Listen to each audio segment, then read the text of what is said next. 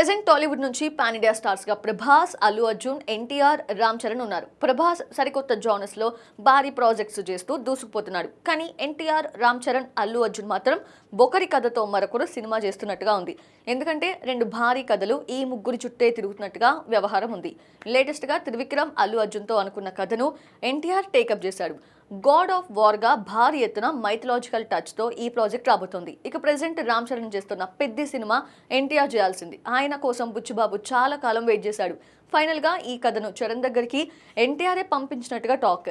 ఇప్పుడు అల్లు అర్జున్ కి తెలియకుండా ఎన్టీఆర్ త్రివిక్రమ్ ప్రాజెక్ట్ సెట్ అయిందా అంటే కాదని చెప్పలేం. ఎందుకంటే టాలీవుడ్ స్టార్ హీరోస్ లో ఈ ముగ్గురు మధ్య మంచి సంబంధాలే ఉన్నాయి. అంతర్గతంగా ఎన్ని గొడవలున్నా రామ్ చరణ్, అల్లు అర్జున్ మెగా ఫ్యామిలీ కిందే లెక్క. ఇక ఎన్టీఆర్, చరణ్ కి మించిన క్లోజ్ ఫ్రెండ్స్ టాలీవుడ్ లో లేరనే మాట ఉంది.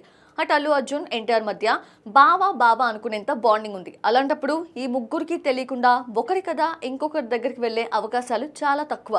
లేదంటే ఈ ముగ్గురు పోటాపోటీగా సినిమాలు చేస్తున్నారని చెప్పాలి. అయితే కథలే కాదు, ఈ ముగ్గురు కూడా ఒకరు చేసిన హీరోయిన్స్ తో మరొకరు సినిమా చేస్తున్నారు.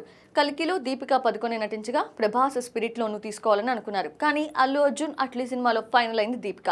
అటు దేవరా సినిమాలో ఎన్టీఆర్ తో రొమాన్స్ చేసిన జాన్వీ కపూర్ తో ప్రెజెంట్ పెద్దీలో రొమాన్స్ చేస్తున్నాడు రామ్ చరణ్. మొత్తంగా ఈ ముగ్గురు మధ్య కథలే కాదు, హీరోయిన్స్ కూడా తిరుగుతున్నారనే చెప్పాలి.